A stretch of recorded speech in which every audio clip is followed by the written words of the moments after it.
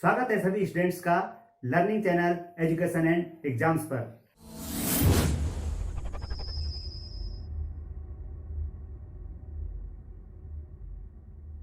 तो बच्चों, कभी आपने किसी स्पून में अपनी इमेज देखने की कोशिश की है?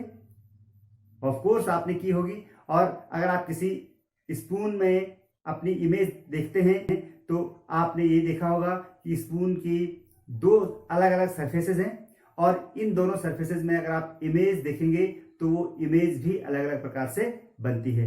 कैसे? दो सरफेसेस हैं, एक सरफेस जो धंसा हुआ है और एक उसके विपरीत जो ये उठा हुआ सरफेस है। ठीक है, तो आप धंसे हुए सरफेस में अगर कभी अपनी इमेज देखने की कोशिश करेंगे तो आपको इमेज दिखाई नहीं देगी। बहुत दूर तक अगर आप स्पून को ले जाएंगे तो हो सकता है कि आपको इमेज दिखाई दे। और इसके विपरीत अगर आप इस उथले हुए तल पर अपनी इमेज देखते हैं तो यहां पर आपको इमेज दिखाई देगी और इमेज बिल्कुल सीधी होगी। तो आज हम बात कर रहे हैं इसी प्रकार के तलों पर इमेज कैसे बनती है और इन तलों को क्या कहते हैं। स्पून है आपके पास, इसमें दो तल हैं और दोनों तलों से लाइट का रिफ्लेक्शन हो रहा है। जब इस धंसे हुए तल से लाइट का रिफ्लेक्शन हो रहा है तो ये एक प्रकार का मिरर है, और जब उठे हुए तल से लाइट का रिफ्लेक्शन हो रहा है तो वो दूसरे प्रकार का मिरर की तरह बिहेव कर रहा है। तो ये दो प्रकार हैं किसी स्फेरिकल मिरर के, और इन दो प्रकारों को हम नाम देते हैं। पहले वाले को नाम देते हैं अवतल दर्पण या कॉनकेव मिरर, और दूसरे वाले को नाम देते हैं कॉन्वेक्स मिरर। आज हम यही सारी चीजें पढ़ने जा रहे हैं और उसका कंटेंट क्या है मैं उसे बता देता हूं। हम पढ़ेंगे concave and convex mirror and some new terms about these mirrors like principal axis, principal focus and focal length. And इसके बाद हम पढ़ेंगे rules for obtaining images in curved mirror, formation of images by curved mirrors. तो अब बात करते हैं अवतल दर्पण और उत्तल दर्पण की, यानी कि concave mirror and convex mirror की। यदि किसी मिरर के धंसे हुए तल से रिफ्लेक्शन होता है, बेल्ट इन साइड से रिफ्लेक्शन होता है, तो उस दर्पण को या उस मिरर को कहते हैं कॉनकेव मिरर। और जिस मिरर के उथले हुए भाग से रिफ्लेक्शन होता है उस मिरर को कहते हैं उत्तल दर्पण या कॉन्वेक्स मिरर। ये चीजें इनके नाम से भी स्पष्ट हैं। इन्हें स्फेरिकल मिरर क्यों कहते हैं? क्योंकि ये किसी गोले का भाग होते हैं, किसी गोलीय तल से काटे गए टुकड़े होते हैं। प्लेन मिरर में हमने पढ़ा था कि एक समतल कांच का टुकड़ा होता है और उसके एक साइड पर अगर हमने पेंट की कोटिंग कर दी तो दूसरा साइड उसका रिफ्लेक्टिंग सरफेस हो जाता है और वो बन जाता है प्लेन मिरर। तो इसी प्रकार अगर हम किसी स्फेरिकल ऑब्जेक्ट से एक पार्ट निकालें और उस पार्ट की एक साइड को पेंटेड कर दें तो दूसरी साइड रिफ्लेक्टिंग साइड बन जाएगी और वो बन जाएगा एक मिरर। लेकिन अब इस मिरर को हम कहेंगे, या तो कहेंगे कॉनकेव मिरर या कहेंगे कॉन्वेक्स मिरर, और वो डिपेंड करता है कि आपने उस स्फेरिकल पार्ट के किस साइड में पेंट किया है। तो देखिए, अगर आप उसके उभरे हुए तल पर पेंट करते हैं तो उसकी जो धंसी हुई तल है वो रिफ्लेक्टिंग साइड बन जाएगी, और इस साइड को, यानी जो ये धंसी हुई साइड है, बेल्ट इन सरफेस है, इससे प्रकाश का परावर्तन होगा। तो तब हम इसे कहेंगे अवतल दर्पण। और दूसरे कंडीशन में अगर आपने धंसी हुई साइड को पेंटेड कर दिया तो जो उसकी बल्गिंग आउट साइड है, जो उभरा हुआ तल है, वो रिफ्लेक्टिंग सरफेस होगा, उससे प्रकाश का परावर्तन होगा, और इस प्रकार से हम उस दर्पण को कहेंगे उत्तल दर्पण। तो आशा है आप समझ गए होंगे। अब हम बात करते हैं कुछ न्यू टर्म्स की, लेकिन न्यू टर्म्स पर जाने से पहले जैसे मैंने बताया आपको कि उत्तल और अवतल दर्पण, कॉनकेव और कॉन्वेक्स मिरर किसी एक स्फेरिकल ऑब्जेक्ट के पार्ट होते हैं। तो हमें देख लीजिए यहाँ पर, तो हमें देखते हैं कि अगर इस तरह का एक स्फेरिकल ऑब्जेक्ट है और इसके हमने ये पार्ट ले लिया यहां से लेकर यहां तक, इसकी उभरी हुई साइड पर अगर हमने पेंट कर दिया और इसकी धंसी हुई साइड से प्रकाश का परावर्तन हो रहा है तो ये बन जाएगा कॉनकेव मिरर। और दूसरे केस में आपने धंसी हुई साइड पर पेंट किया है, उभरी हुई साइड से प्रकाश का परावर्तन हो रहा है, तो ये है कॉन्वेक्स मिरर। अब नई टर्म्स हम यहीं से पढ़ेंगे, क्योंकि ये स्फीयर था तो इस स्फीयर का कोई ना कोई सेंटर पॉइंट होगा, ठीक है। और जिस स्फीयर से ये मिरर बनाया गया है उस स्फीयर का सेंटर इस मिरर के लिए कहलाएगा उसका सेंटर ऑफ कर्वेचर। क्या कहलाएगा? सेंटर ऑफ कर्वेचर, ठीक है। तो ये पॉइंट हो गया सी। जिस स्फेरिकल ऑब्जेक्ट से ये अवतल दर्पण बना है उसका सेंटर पॉइंट इस मिरर के लिए हो जाएगा इसका सेंटर ऑफ कर्वेचर। और तो जो सेंटर पॉइंट है इस मिरर की का उसको हम कहते हैं पोल, इसे कहेंगे पोल ऑफ द मिरर। और पोल और सेंटर ऑफ कर्वेचर को मिलाते हुए अगर हम कोई लाइन ड्रॉ करते हैं तो वो लाइन कहलाएगी principal axis in the case of concave mirror and in the case of convex mirror. Okay, तो हमारे पास जो प्रिंसिपल एक्सिस हमने पढ़ा, किसी मिरर के पोल और उसके सेंटर ऑफ कर्वेचर को मिलाने वाली लाइन, ठीक है। पोल क्या है? किसी मिरर का मिड पॉइंट, और मिरर क्या है यहाँ पे? एम से और एम डैश के बीच का जो लिया है ये मिरर है, और चूंकि इसकी धसी हुई साइड से रिफ्लेक्शन होना है इसलिए ये है अवतल, तो इसलिए ये है कॉनकेव मिरर। और अगर हम बात करें in case of convex mirror तो सेंटर ऑफ कर्वेचर ये है और पोल इसका यहाँ पर है, और पोल और सेंटर ऑफ कर्वेचर को मिलाकर के जो लाइन खींची जा रही है यानी कि एक्स और एक्स डैश, ये कहलाएगी प्रिंसिपल एक्सिस। अब दूसरी बात होती है कि distance between pole and centre of curvature.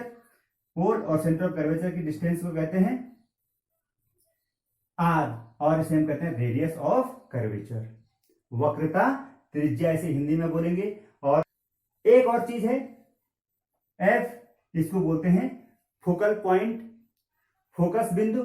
और इसको हम कैसे डिफाइन करते हैं कि जो रेडियस ऑफ कर्वेचर है इसके अगर हम ठीक हाफ लें यानी कि पोल और सी के बीच का एक मिड पॉइंट लें तो ये कहलाएगा इसका फोकस पॉइंट, ठीक है। तो हम कैसे इनमें रिलेशन निकाल सकते हैं?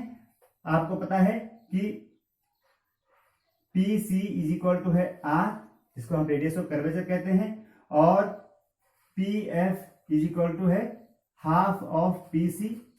और अगर हम पी एफ को अगर हम स्मॉल एफ से लिखें यानी कि distance between pole and focus point, तो इसको लिख देंगे हम एफ, तो एफ इज इक्वल टू जाएगा 1/2 इंटू आर, और हम लिख सकते हैं are is equal to 2f, यहां से एक रिलेशन बन गया radius of curvature and focus length में, कि radius of curvature is just double of focal length. तो ये क्लियर हो गया है आपको, सारी टर्म्स आप समझ गए हैं। सी क्या है? Centre of curvature. एफ क्या है? Focal point. पी क्या है? पोल। और principal axis, the line joining the pole to centre of curvature and the focal length, the length between pole and focus point.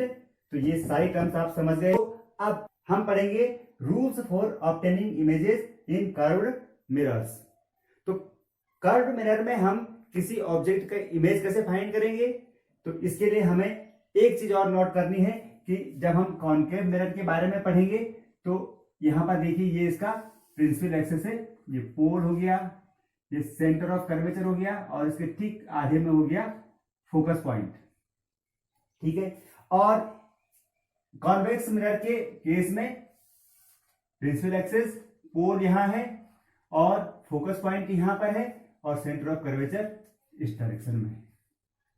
तो देखेंगे कि जब हम अवतल दर्पण की बात कर रहे हैं तो अवतल दर्पण में फोकस और सेंटर ऑफ कर्वेचर और ऑब्जेक्ट तीनों एक ही डायरेक्शन में है, यानी लेफ्ट साइड में है, ठीक है।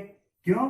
अगर हम इस साइड में ऑब्जेक्ट रखेंगे तो इस साइड से तो रिफ्लेक्शन ही नहीं हो रहा है, तो ऑब्जेक्ट भी हमें लेफ्ट साइड में रखना पड़ेगा, और उसके centre of curvature and focus point भी उसी डायरेक्शन में है।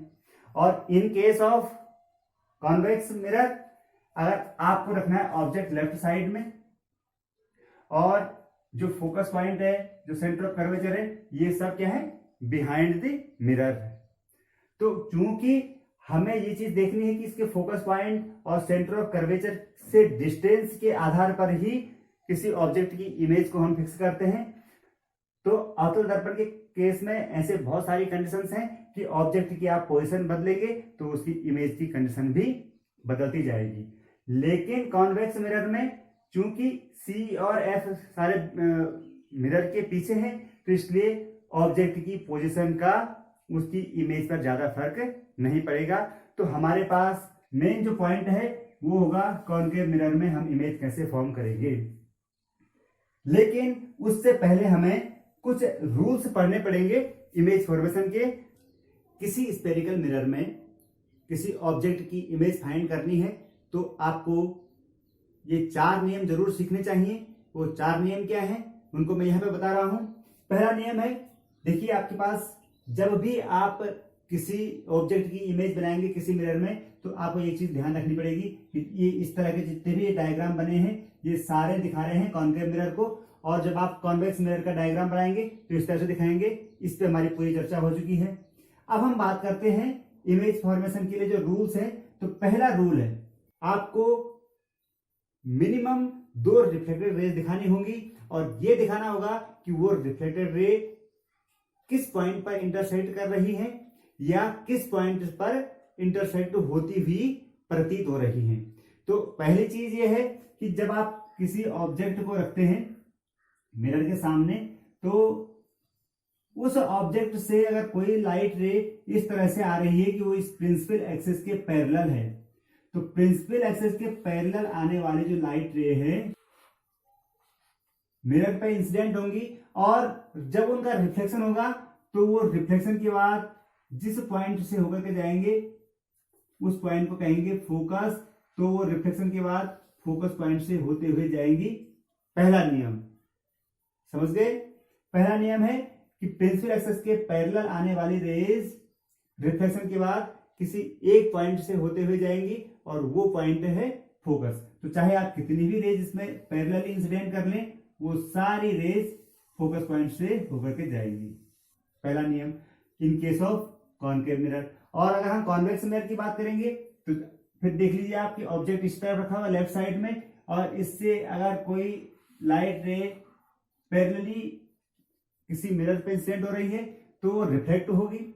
लेकिन रिफ्लेक्ट किस तरफ से होगी, अब यहां पर ध्यान देखना आप कि इस मिरर में यानी कॉनकेव मिरर में लाइट रे किसी एक पॉइंट पर आकर मिल रही है, तो इसलिए इस मिरर को कहते हैं कन्वर्जिंग मिरर, क्योंकि सारी लाइट रे एक ही पॉइंट पर आकर मिल रही है। और इस मिरर में यानी कॉन्वेक्स मिरर में लाइट रे डिफ्लेक्ट हो रही हैं, दूर दूर फैल रही हैं, इसलिए इस मिरर को कहते हैं डाइवर्जिंग मिरर। ठीक है, तो लाइट रे इसकी रिफ्लेक्ट हो जाएगी, लेकिन जो ऑब्जर्वर अगर इस रे को देखेगा तो उसे ये फोकस पॉइंट से आते हुए लगी प्रतीत होगी, यानी एक बिंदु से आते हुए प्रतीत होगी। और जो हम अपेयर कर रहे हैं जिन लाइंस को, उनको हम डॉटेड लाइन से दिखाएंगे। तो अगर दूसरी भी पैरेलल लाइन अगर आप ले लेंगे parallel to the principal axis, तो ये रे फिर ये डाइवर्ज होगी, और ऑब्जर्वर को लगेगा कि ये रे जो है इस फोकस पॉइंट आ रही है। ठीक है, तो पहला नियम आप समझ गए। A ray of light which is parallel to the principal axis meet at the focus after reflection, and in the case of convex mirror a ray parallel to the principal axis incident on the mirror, and after reflection it appears to meet at the point of focus. Okay, अब दूसरी पे बात करते हैं। दूसरा ठीक इसका opposite है। कोई लाइट रे किसी मिरर पर इंसिडेंट हो रही है और वो लाइट रे फोकस पॉइंट से होकर के आ रही है, तो after reflection it will be parallel to the principal axis, just opposite of the first rule. और देखिए यहां पर जो ये लाइट रे है ये इंसिडेंट रे है, और ये यहां मिरर पर पड़ रही है, तो यहीं से ये रिफ्लेक्ट हो जाएगी। लेकिन हम क्या अपेयर करेंगे कि ये लाइट रे किसी अगर इसको आगे बढ़ाएंगे तो ये फोकस से मिलते हुए जाएगी। ठीक है, तीसरा रूल है, उसको हम इस तरह से समझेंगे कि कोई लाइट रे अगर इसके सेंटर ऑफ कर्वेचर से होकर के जाए, इसके वक्रता केंद्र से होकर के कोई लाइट रे जा रही है, तो देखिए इस तरह से अगर कोई लाइट रे आ रही है और वो इसके सेंटर ऑफ कर्वेचर से होकर के जाएगी, ठीक है, तो क्या होगा, द लाइट रे which is passing through the centre of curvature and incident on the mirror, after reflection it will be back on the same path. तो जब सेंटर ऑफ कर्वेचर से होकर के रे आ रही है तो रिफ्लेक्शन के बाद फिर उसी डायरेक्शन में वापस आ जाएगी, ठीक है। और in case of the convex mirror, कोई रे, जैसे यहां पर ये फोकस की तरफ जा रही थी, अगर कोई प्रकाश की किरण सेंटर ऑफ कर्वेचर की तरफ जा रही है, ठीक है, अगर हम इसको आगे की तरफ बढ़ाते तो हमें ये लगेगा कि सेंटर ऑफ कर्वेचर पे मिलने वाली है, लेकिन ये रिफ्लेक्शन के बाद फिर उसी डायरेक्शन में वापस हो जाएगी, ठीक है। एंड लास्ट रूल इज, ये लास्ट रूल इस तरह से है जिस तरह से हम प्लेन मिरर में पढ़ते थे। अगर कोई लाइट रे इसके पोल्स पर इंसिडेंट हो रही है, ठीक है, आप देखिए एक एक पॉइंट ले रहे हैं, पहले आपने पैरेलल लिया, फिर आपने फोकस से होते हुए देखा, फिर आपने सेंटर ऑफ कर्वेचर से होते देखा।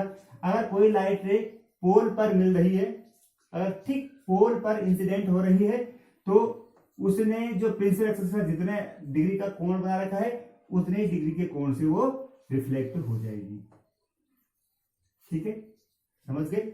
और in this case of convex mirror same ही चीज होगी कि अगर कोई लाइट रे किसी पोल पर इंसिडेंट हो रही है, मिरर के पोल पर इंसिडेंट हो रही है, तो उसने प्रिंसिपल एक्सिस का जितनी डिग्री का एंगल बनाया है उतनी डिग्री के एंगल से वो रिफ्लेक्ट हो जाएगी।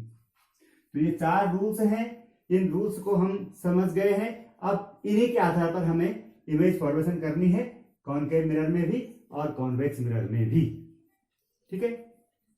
तो पहले हम बात करते हैं अवतल दर्पण की, यानी कॉनकेव मिरर की, कि इसमें इमेज कैसे फॉर्म होगी किसी ऑब्जेक्ट की। और कॉनकेव मिरर में इमेज का फॉर्मेशन सीखना बहुत जरूरी है। क्यों? क्योंकि यहां पर हम ये देखते हैं कि ऑब्जेक्ट की पोजीशन के हिसाब से हमें इमेज का साइज, उसकी पोजीशन और उसके नेचर को हमें पता करना होगा। 6 कंडीशन है, जब आप ऑब्जेक्ट की पोजीशन को बदलेंगे तो उसके हिसाब से उसकी इमेज की पोजीशन भी बदलेगी। तो वो 6 कंडीशन कौन कौन सी है, एक टेबल हमने बनाई है।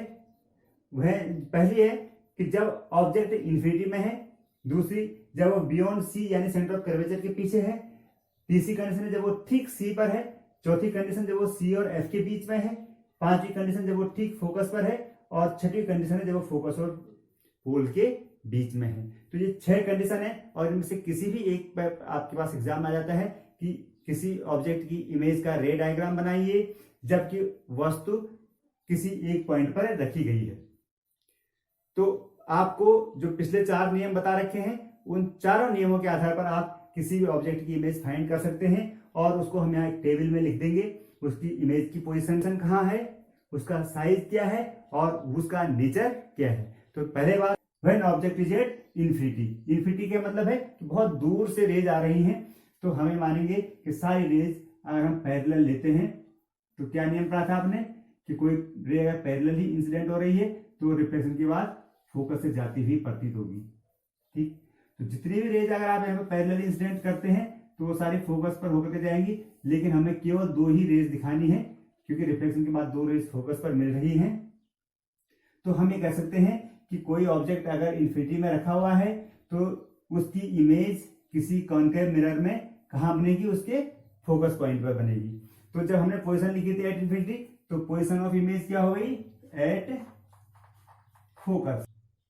और साइज क्या हो गया उसका। अब आप साइज हम कैसे डिसाइड करेंगे, इसका साइड हमें दिखाएंगे कि जो ये ऑब्जेक्ट है इसका जो पॉइंट बन रहा है ये प्रिंसिपल एक्सिस से कितनी दूरी पर है, प्रिंसिपल एक्सिस से कितनी दूरी पर है, ऊपर की तरफ या नीचे की तरफ। अगर ऊपर की तरफ इमेज होगी आपकी डायरेक्ट सीधी, और अगर वो प्रिंसिपल एक्सिस से नीचे की तरफ पॉइंट होता है जहां पर 2 रेज रिफ्लेक्ट हो रही हैं और इंटरसेक्ट हो रही हैं, तो तब इमेज बनेगी इन्वर्टेड। तो इस केस में चूंकि वो ठीक फोकस पॉइंट पर आ रही हैं, तो हम उसका साइज क्या लिख सकते हैं, उसका साइज लिख सकते हैं डिमिनिश्ड या वेरी स्मॉल, ठीक है, बिंदु के आकार का है। और नेचर क्या होगा, नेचर के लिए अब हम फिर देखते हैं, क्योंकि रेज एक्चुअल में मिल रही है,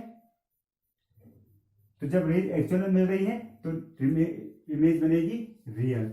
और ये भी बता रखा है कि रियल इमेज हमेशा कैसी होती है, इन्वर्टेड, तो ये इन्वर्टेड होगी, भले ही पॉइंट के आकार की है लेकिन इन्वर्टेड इमेज। अब थोड़ा सा इमेज को पास ले आते हैं, लेकिन वो अभी भी सी पर नहीं पहुंची है, सी के पीछे किसी पॉइंट पर है। तो हम यहाँ पर एक अपवर्ड एरो से एक इमेज दिखा देते हैं। ठीक है, ये सी के पीछे है। तो फिर से पहली जो रेज आएगी वो हम पैरेलली ड्रॉ करेंगे, parallel with the principal axis, और after reflection it meet at the point of focus.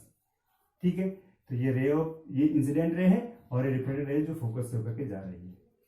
अब दूसरी रेज को आप कुछ भी दिखा सकते हैं। दूसरी रे अगर इसके सेंटर ऑफ कर्वेचर से होकर के आप खींचते हैं तो वो सेंटर ऑफ उसी पाथ पर वापस आ जाएगी, और अगर आप फोकस से होकर के खींचते हैं तो वो पैरेलल हो जाएगी प्रिंसिपल एक्सिस की। तो कुछ आप दो रे में से कोई भी एक रे ड्रॉ कर सकते हैं। हम यहाँ पर कह रहे हैं कि यहीं से, इसी पॉइंट से कोई रे अगर फोकस पर गिरती है तो वो रिफ्लेक्शन के बाद प्रिंसिपल एक्सिस के पैरेलल होगी। ठीक है, तो अब यहाँ पर जो दो रेज हैं, रिफ्लेक्टेड रेज हैं, एक ये है और एक ये है, ये दोनों इस पॉइंट पर मिल रही हैं। तो ये वाला पॉइंट हो जाएगा इस टॉप पॉइंट का की इमेज। ठीक है, तो अब हमारे पास अगर हम इस पॉइंट को परपेंडिकुलरली इसके प्रिंसिपल एक्सिस से मिला दें तो ये बन गई इसकी इमेज। अब यहाँ पर आपको क्लियर हो रहा है कि जो ऑब्जेक्ट था उसकी इमेज यहाँ पर बन रही है, और आप इसके बारे में सब कुछ लिख सकते हैं कि जब ऑब्जेक्ट बियॉन्ड द सी है तो इमेज की पोजीशन क्या है, between C and F, focus और वक्रता केंद्र के बीच में बन रही है। तो हम लिखते हैं यहाँ पर बिटवीन सी एंड एफ। ठीक है, और अगर साइज की बात करेंगे तो ऑब्जेक्ट लार्ज साइज का है और इमेज उससे छोटी बन रही है। तो हम लिख देंगे यहाँ पर स्मॉलर देन ऑब्जेक्ट, साइज की अगर बात हो गई। और तीसरी चीज नेचर की, तो चूंकि रेज एक्चुअल में मिल रही हैं, in case of the concave mirror actual में रेज मिल रही हैं, तो वही फिर रियल होगी और इन्वर्टेड इमेज होगी। ठीक है, अब थोड़ा और आगे बढ़ते हैं और इस इमेज को हम ले आए हैं ठीक पॉइंट सी पर। तो व्हेन ऑब्जेक्ट इज एट सी, अगर ऑब्जेक्ट ठीक सी पर है यानी सेंटर ऑफ कर्वेचर पर रखा गया है तो इसकी इमेज कैसे बनेगी। फिर से वही नियम, पहली बात पैरेलल रे इंसिडेंट होती है और वो फोकस से होकर के आ जाती है। और अब इस केस में आपके पास एक ही ऑप्शन है कि आप फोकस से होते हुए रेज को ले जाएं, तो फोकस से होकर के जाएगी तो वो रिफ्लेक्शन के बाद प्रिंसिपल एक्सिस के पैरेलल हो जाएगी। ठीक है, और जहां पर ये दोनों रे मिल रही हैं वहीं पे इसकी इमेज बनेगी। और अगर आपने पोल और फोकस की दूरी और फोकस और सेंटर की दूरी बिल्कुल नाप करके ले रखी है, बराबर डिस्टेंस है दोनों की, तो ये इमेज भी बिल्कुल यहां बनेगी, सी पर बनेगी। ठीक है, तो अब इस कंडीशन में जब आपने ऑब्जेक्ट को सी पर रखा था यानी सेंटर ऑफ कर्वेचर पर रखा था, तो अब इमेज की क्या नेचर हो गया। तो इमेज के बारे में आप लिख सकते हैं कि इसकी पोजीशन क्या है, पोजीशन फिर एग्जैक्ट सी पर ही है, जहां पर ऑब्जेक्ट रखा था वहीं पर इमेज भी बनी है। लेकिन अब साइज की बात करेंगे तो अगर आपने ये डिस्टेंस बराबर रखे तो इसकी हाइट और इसकी हाइट दोनों की बराबर होगी, तो आप लिख देंगे इसका साइज क्या हो गया, सेम एज ऑफ ऑब्जेक्ट। ठीक है, और फिर से नेचर की बात करेंगे तो रियल एंड इन्वर्टेड। ठीक है, तो ये तीन कंडीशन हमने पढ़ ली है। And fourth condition is when object is in between centre of curvature and focus. Object को रखा हुआ है हमने फोकस और सेंटर के बीच में, तो क्या होगा, पहले आप देख रहे हैं हर केस में आपको ऑब्जेक्ट के टॉप से एक पैरेलल लाइन लानी है प्रिंसिपल एक्सिस की और उसको रिफ्लेक्ट होना है फोकस से। तो ये वाली रे चल जाएगी फोकस से होकर के, इस प्रकार से ये इंसिडेंस रे थी और ये रिफ्लेक्टेड रे थी। ठीक, सेकेंड जो रे आएगी उसको हम लेंगे सेंटर ऑफ कर्वेचर से। अगर सेंटर ऑफ कर्वेचर से कोई लाइन, कोई रे जा रही है और जो कि इस ऑब्जेक्ट के टॉप को टच करते हुए जा रही है, मिरर पे इंसिडेंट हो रही है, ठीक, तो वो रिफ्लेक्शन भी के बाद फिर उसी पाथ पर वापस आ जाएगी। और अगर ये इसी पाथ पर वापस आएगी तो हम इसको यहां दिखा सकते हैं, ये रिफ्लेक्टेड रे हो गई। तो दोनों रिफ्लेक्टेड रे इस पॉइंट पर मिल रही है, ठीक है। और यहां से अगर आप परपेंडिकुलरली प्रिंसिपल एक्सिस को मिलाएं तो इस तरह से आपको इमेज मिल जाएगी, ठीक है। तो इस कंडीशन में अगर आपके पास ऑब्जेक्ट सी और एफ के बीच में रखा हुआ था तो इमेज कहां बन रही है, आपको देखा सी से पीछे बन रही है। तो अब हम इसको टेबल में लिखना चाहें तो when object is between C and F the position of image is beyond C, centre of curvature के पीछे बनेगी। उसका साइज कैसा होगा, आप देख रहे हैं ऑब्जेक्ट छोटा है और साइज का बड़ा है, तो इसको बोलेंगे लार्जर देन ऑब्जेक्ट। और अगर हम इसके नेचर की बात करें तो nature again real and inverted, ठीक। अब हम आते हैं पांचवी कंडीशन पर। तो जब ऑब्जेक्ट बिल्कुल फोकस पर होता है, यानी कि ये फोकस है, यहां पर आपने ऑब्जेक्ट रखा हुआ है, तो पहली ray parallel to the principal axis और रिफ्लेक्शन के बाद ये जाएगी फोकस पॉइंट से, तो ये रिफ्लेक्टेड रे हो गई। और दूसरी जो रे है उसको अब हम दिखाएंगे सेंटर ऑफ कर्वेचर से दिखाएंगे, ठीक है। ऑब्जेक्ट के टॉप को टच करते हुए मिरर पर इंसिडेंट होती है, ये इंसिडेंट रे हो गई। और क्योंकि ये सेंटर ऑफ कर्वेचर से होकर के जा रही है तो रिफ्लेक्शन के बाद उसी पाथ पर वापस आ जाएगी, तो हम इस तरह से दिखा देंगे इसको। अब यहां पर कंडीशन देखिए आप कि ये जो दोनों रिफ्लेक्टेड रे हैं ये कैसी हैं, पैरेलल। पैरेलल का मतलब अगर हमको आगे की तरफ भी बढ़ा दे ये कहीं नहीं मिलेंगी और पीछे की तरफ भी बढ़ाएंगे तो ये कहीं नहीं मिलेंगी। तो इस कंडीशन में हम क्या कर सकते हैं कि जो ऑब्जेक्ट फोकस पर रखा गया है इसकी जो इमेज बनेगी वो इन्फिनिटी में बनेगी, क्योंकि दो पैरेलल लाइंस कहीं भी नहीं मिलेंगी। तो हम लिख सकते हैं कि when object is at focus the image is at infinity, ठीक है। और साइज क्या होगा उसका, और यहां पर जाएगा साइज रहेगा इसका वेरी लार्ज, क्योंकि इन्फिनिटी में मिल रही है तो बहुत बड़ी इमेज उसकी बनेगी। और नेचर की अगर हम बात करेंगे तो ये अगर बनेगी इमेज तो ये हमेशा रियल और इन्वर्टेड बनेगी। अब आते हैं हम लास्ट कंडीशन पर, when object is in between focus and pole. तो यहां पर पहली लाइट रे के लिए चाहे तो आप parallel to the principal axis दिखा करके और उसको रिफ्लेक्ट कर देते हैं फोकस पॉइंट से, ये भी दिखा सकते हैं आप। लेकिन यहां पर हमने क्या दिखा रखी है कि फोकस से जो आने वाली लाइट रे है ये ऑब्जेक्ट को टच करते हुए जा रही है, मिरर पर इंसिडेंट हो रही है और रिफ्लेक्शन के बाद ये प्रिंसिपल एक्सिस के पैरेलल हो जाती है, ठीक है। तो ये वाली रे हो गई इंसिडेंट रे और इंसिडेंट रिफ्लेक्शन के बाद ये पैरेलल हो गई प्रिंसिपल एक्सिस की, तो ये हो गई रिफ्लेक्टेड रे। ये पहली कंडीशन है। आप चाहे तो इसको प्रिंसिपल एक्सिस के पैरेलल ला करके और फोकस पॉइंट से भी रिफ्लेक्ट कर सकते हैं, ठीक है। और सेकेंड कंडीशन में आप एक और है आपके पास चौथा नियम है। चौथे नियम के तहत अगर आप यहां से एक रे इंसिडेंट करते हैं इसके बिल्कुल पोल पे, तो जितना एंगल इसने प्रिंसिपल एक्सिस के साथ बना रखा है इंसिडेंट रे ने, उतने ही एंगल पर ये रिफ्लेक्ट हो जाएगी इस डायरेक्शन में, ठीक है। तो अब आप देखेंगे कि दो रिफ्लेक्टेड रे कौन कौन सी हैं, एक तो ये वाली है और एक ये है, ठीक है। अब ये दोनों रिफ्लेक्टेड रे इस डायरेक्शन में कहीं नहीं मिलेंगी, क्यों, क्योंकि ये डाइवर्ज होती जा रही है, ये फैलती जा रही है इस डायरेक्शन में, तो यहां तो कहीं नहीं मिलेंगी। लेकिन अगर आप रेज को देखें एक डायरेक्शन में वो फैलती हुई जा रही हैं, तो उनको पीछे की तरफ मिलाएंगे तो किसी एक पॉइंट पर जरूर मिलेंगी। तो इस कंडीशन में अगर आपने इस रे को मिलाया तो आप यहां दिखाएंगे इसको, ठीक है। और ये वाली जो रिफ्लेक्टेड रे है इसको भी अगर आप पीछे की तरफ मिलाएंगे डॉटेड लाइन से, तो ये दोनों रे जहां पर मिल रही हैं वहां पर इस ऑब्जेक्ट की इमेज मिल गई। और इसको अगर हम प्रिंसिपल एक्सिस के साथ परपेंडिकुलरली मिलाएं तो इस तरह से हमारी इमेज बन जाएगी। अब इस कंडीशन में देख रहे होंगे ये बिल्कुल डिफरेंट सिचुएशन हो गई। अभी तक जब तक ऑब्जेक्ट फोकस पर था तो इमेज हमेशा इधर ही लेफ्ट साइड में बन रही थी, एक्चुअल में रेंज मिल रही थी तो रियल इमेज बन रही थी। लेकिन जैसे ही हम फोकस और पोल की यानी कि मिरर के बहुत पास ले गए तो अब कंडीशन एकदम चेंज हो गई। क्या क्या चेंज हो गया, ऑब्जेक्ट की पोजीशन है बिटवीन एफ एंड पी, तो इमेज की पोजीशन कहां पर हो गई, बिहाइंड द मिरर, ठीक है। पहली चीज तो आपने देख ली।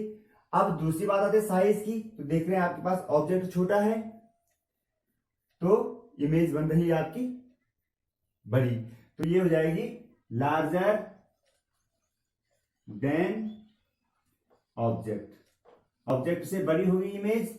और अब इसके नेचर की बात करते हैं। तो आप देख रहे हैं चूंकि ये रेज एक्चुअल में नहीं मिल रही है, आप इनको पीछे की तरफ मिला रहे हैं, यानी कि जो ये ऑब्जर्वर यहां होगा उसको ये लगेगा कि दोनों रेज, रिफ्लेक्टेड रेज इस पॉइंट से आ रही है, उसको आते हुए प्रतीत हो रही है। तो इसका मतलब ये इमेज बनेगी वर्चुअल, और वर्चुअल इमेज हमेशा इरेक्ट होती है, ये आपने यहां पर देख लिया। तो इस इमेज का जो नेचर होगा वो होगा आभासी और सीधा प्रतिबिंब। तो यहां पर आप लिख देंगे वर्चुअल एंड इरेक्ट। तो यहां पर आप समझ गए हैं, जब ऑब्जेक्ट को हम कॉनकेव मिरर के सामने रखते हैं तो 6 कंडीशनों में 6 प्रकार की हमने इमेज की पोजीशन, साइज और नेचर के बारे में डिस्कस कर लिया है। अब देखते हैं कि कॉन्वेक्स मिरर अर्थात उत्तल दर्पण से किसी ऑब्जेक्ट की इमेज को हम कैसे प्राप्त करेंगे। तो इसमें 2 ही कंडीशन है। पहली कंडीशन कि जब ऑब्जेक्ट इन्फिनिटी पर रखा हुआ है यानी अनंत पर रखा हुआ है, तो अनंत पर रखा हुआ है तो यहां से जो आने वाली रेज है अगर वो पैरेलली हम दिखाते हैं, उनको पैरेलली वो इंसिडेंट होती है मिरर पर, रिफ्लेक्शन के बाद ये किरणें डाइवर्ज हो जाती हैं, ठीक है, फैल जाएंगी। लेकिन अगर यहां इनको अगर हम पीछे की तरफ मिलाएं तो हम क्या कहते हैं, ये किरणें हमें फोकस से आती हुई प्रतीत होती हैं या फोकस पर मिलती हुई प्रतीत होती है। तो अगर आप जो ये रिफ्लेक्टेड रेज हैं इनको पीछे की तरफ मिलाएंगे तो ये जिस पॉइंट पर मिलेंगे उस पॉइंट को कहेंगे हम फोकस पॉइंट, ठीक है। तो इस प्रकार से हम कह सकते हैं कि अगर उत्तल दर्पण के सामने अनंत पर रखी हुई वस्तु से आने वाली प्रकाश किरणों की जो इमेज होगी वो कहां पर बनती हुई प्रतीत होगी, वो फोकस पर बनती हुई प्रतीत होगी, तो हम पोजीशन ऑफ इमेज लिख सकते हैं at focus when object is at infinity. At size क्या हो जाएगा इसका, साइज फिर से क्या हो जाएगा इसका, डिमिनिश्ड, बहुत ही छोटा साइज है, बिंदु के आकार का है, ठीक है। और नेचर क्या हो जाएगा, नेचर की बात करेंगे तो देखेंगे हम, क्योंकि रेज जो एक्चुअल में है, एक रेज तो ऊपर की तरफ जा रही है और एक इधर नीचे की तरफ आ रही है, तो ये एक्चुअल में कहीं पर नहीं मिल रही है। लेकिन अगर हम इनको पीछे की तरफ मिलाएं तो ये लगेगा कि ये फोकस पॉइंट से आ रही है, तो हम ले सकते हैं कि इसका नेचर होगा वर्चुअल। और अगर हम इसके डायरेक्शन की बात करें तो अपवर्ड हो जाएगी यानी इरेक्ट हो जाएगी, क्योंकि वर्चुअल इमेज हमेशा सीधी होती है, ठीक है। तो पहली कंडीशन तो ये है कि जब वस्तु अनंत पर रखी गई है, और दूसरी कंडीशन ये है कि अगर वस्तु मिरर के सामने कहीं रखी हुई है तो अब चूंकि ना तो यह इस तरफ फोकस है ना इस तरफ सेंटर ऑफ कर्वेचर है, जिस तरफ ऑब्जेक्ट रखा है उसके अपोजिट डायरेक्शन में ही ये सारे पॉइंट्स हैं। तो अगर आप कहीं पर भी ऑब्जेक्ट रख ले, चाहे यहां रखें चाहे यहां रखें, एक ही जैसे रे डायग्राम बनेगा। तो इमेज बनाने के लिए सबसे पहले इसके टॉप से हम एक पैरेलल लाइन ड्रॉ करेंगे प्रिंसिपल एक्सिस के पैरेलल, और जब इसका रिफ्लेक्शन होगा तो ये डाइवर्ज हो जाएगी, इस डायरेक्शन में फैल जाएगी, लेकिन ऑब्जर्वर को ये फोकस पॉइंट से आते हुए प्रतीत होगी, ठीक है। तो उसको ये लगेगा ये रेस फोकस पॉइंट से आ रही है, यहाँ पर फोकस पॉइंट है, ठीक है। और सेकंड रे के लिए अगर इस ऑब्जेक्ट से कोई प्रकाश की किरण पोल पर इंसिडेंट होती है तो जिस एंगल, जितना एंगल उसने प्रिंसिपल एक्सिस के साथ बनाया है उसी एंगल से, उतने ही एंगल से वो रिफ्लेक्ट भी हो जाएगी और इस डायरेक्शन में होगी। अब यहां पर आप देख रहे हैं कि जो रिफ्लेक्टेड रे है, एक रे तो ऊपर की तरफ जा रही है और एक रे इधर नीचे की तरफ आ रही है, तो यहां पर फिर वही कंडीशन है कि ये दोनों रेज एक्चुअल में कहीं नहीं मिलेंगी। लेकिन जैसे हमने इस रे को पीछे की तरफ मिलाया, ये फोकस से आती हुई प्रतीत हुई, उसी प्रकार से अगर हम इस रिफ्लेक्टेड रे को पीछे की तरफ मिलाएं तो ये यूं जाएगी, ठीक है। और जहां पर ये दोनों किरणें मिलती हुई प्रतीत हो रही हैं, जिस पॉइंट पर ये दोनों किरणें मिलती हुई प्रतीत हो रही हैं, उसी पॉइंट पर इसकी टॉप की इमेज बनेगी। और उस टॉप से अगर हम एक लंब डालें प्रिंसिपल एक्सिस के साथ तो ये हो जाएगी ऑब्जेक्ट की इमेज, ठीक है। अब हम इसके बारे में लिख सकते हैं पहली चीज कि ये when object is in front of mirror, तो position of the image behind the mirror. तो पहली बात तो हम लिख देंगे कि बिहाइंड द मिरर है, लेकिन बिहाइंड द मिरर में भी एक स्पेसिफिक पोजीशन है between the pole and focus. जब आपने प्लेन मिरर के बारे में पढ़ा था तो मिरर के सामने जो ऑब्जेक्ट रखा हुआ था, तो जितनी दूरी पर ऑब्जेक्ट मिरर से रखा गया था उतनी ही दूरी पर इमेज की भी डिस्टेंस थी मिरर से। लेकिन अगर हम कॉन्वेक्स मिरर की बात करें तो चाहे ऑब्जेक्ट कहीं पे रखा हुआ हो इन फ्रंट ऑफ द मिरर, तो उसकी इमेज हमेशा पोर और फोकस के बीच में बनेगी और ऑब्जेक्ट से हमेशा छोटी बनेगी। ठीक है, तो साइज क्या हो जाएगा इसका, स्मॉलर देन ऑब्जेक्ट। और फिर से नेचर की बात करेंगे तो नेचर फिर से हो जाएगा इसका वर्चुअल एंड इरेक्ट। ठीक है, तो उत्तल दर्पण के लिए भी और अवतल दर्पण के लिए भी हमने रे डायग्राम बना दी है और उसके ऑब्जेक्ट की स्थिति के हिसाब से उसकी इमेज की स्थिति का पता कर लिया है। तो आशा है आपको समझ में आया होगा। अगर आपको ये वीडियो अच्छा लग रहा है तो इसे लाइक कर दें प्लीज, और चैनल को सब्सक्राइब करना ना भूलें।